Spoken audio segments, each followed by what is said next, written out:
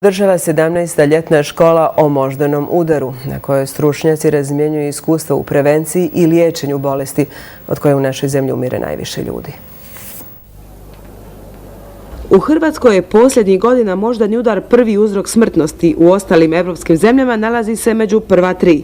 Bolest je to koja iz godine u godinu sve više spušta dobnu granicu oboljelih, pa je uz medicinski i socijalno-ekonomski problem.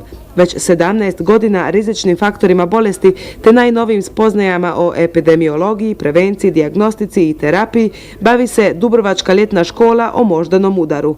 Prilika je to da stručnjaci iz cijeloga svijeta razmjene iskustva, ali i da mladi liječnici uče od iskusnih kolega.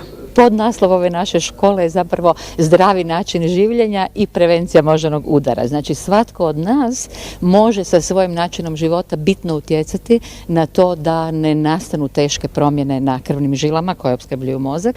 Stoga ponavljamo savjete stručnjaka za preventivno djelovanje. Prije svega to je zdrava prehrana, točnije mediteranski tip kuhinje bez jakih zasićenih kiselina, te redovita tjelesna aktivnost koja snizuje vrijednost lošeg kolesterola i pospješuje protočnost žila. A to da treba prestati pušiti i živjeti bez stresa, suvišno je i govoriti.